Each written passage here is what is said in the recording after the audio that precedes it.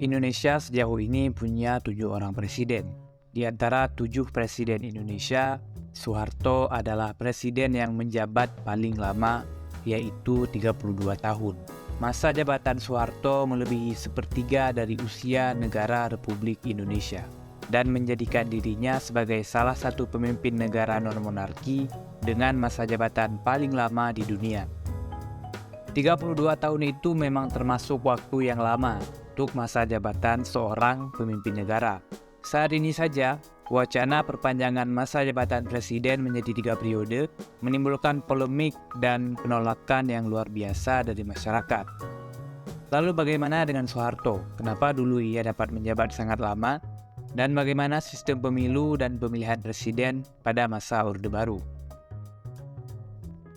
Pertama-tama kita harus bahas lebih dulu bagaimana sistem pemilu di masa Orde Baru dan apa perbedaannya dengan pemilu-pemilu setelah masa reformasi. Pemilu di zaman Orde Baru memang memiliki keunikan, baik dibandingkan dengan pemilu di masa Orde Lama atau dengan pemilu setelahnya. Di masa Orde Lama, pemilu hanya diadakan sekali, yaitu tahun 1955 atau 10 tahun setelah proklamasi kemerdekaan. Di masa awal setelah kemerdekaan, Indonesia memang menghadapi berbagai masalah sehingga pemilu belum dapat dilaksanakan.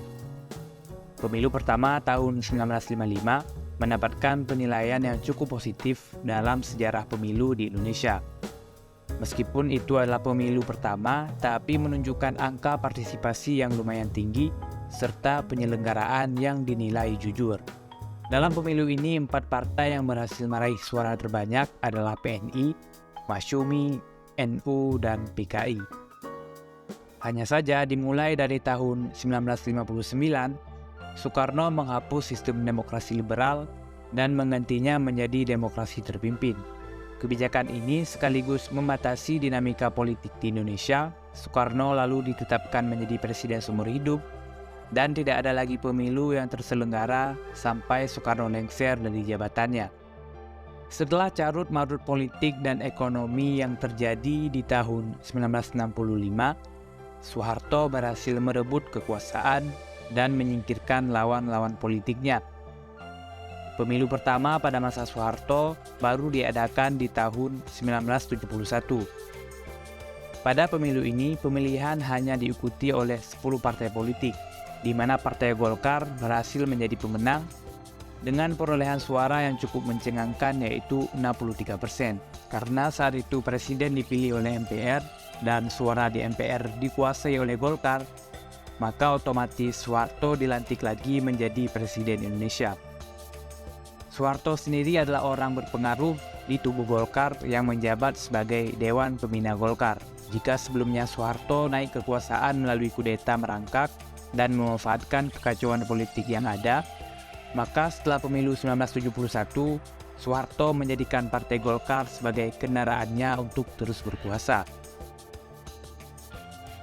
Pada pemilu kedua di zaman Soeharto, partai politik disederhanakan menjadi hanya 3 partai. Partai-partai berhaluan Islam disatukan menjadi P3, partai berhaluan nasional dan non-Islam disatukan menjadi PDI, dan Golkar tetap berdiri sendiri. Golkar secara berurutan menjadi pemenang pada pemilu tahun 77, 82, 87, 92, dan 97. Golkar selalu mendapatkan suara di atas 60%, dengan perolehan suara terbanyak yang bisa mencapai 74%. Karena Golkar menang pemilu, otomatis mereka menguasai suara di MPR, dan Soeharto selalu dipilih kembali menjadi presiden. Lalu kenapa Golkar bisa begitu dominan dalam pemilu di masa Orde Baru? Hal ini disebabkan karena berbagai faktor. Di masa itu, militer masih menggunakan sistem dui fungsi ABRI, di mana angkatan bersenjata tidak hanya berperan dalam pertahanan dan keamanan negara, tapi juga memiliki hak dalam berpolitik. Keberadaan tokoh-tokoh ABRI dalam pemerintahan pastinya sangat menguntungkan Soeharto dan Golkar, karena elit-elit TNI banyak mengisi posisi penting dan semuanya kompak untuk mendukung Soeharto. Faktor lainnya yang menjadi arus kuatnya posisi Golkar dan Soeharto datang dari birokrasi. Pemerintah saat itu menerapkan aturan monoloyalitas bagi pegawai negeri sipil, di mana aspirasi mereka selalu disalurkan melalui Golkar.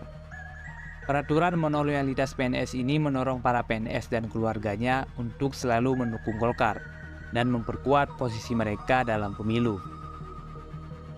Penyederhanaan partai politik juga secara tidak langsung memberi keuntungan besar bagi Golkar.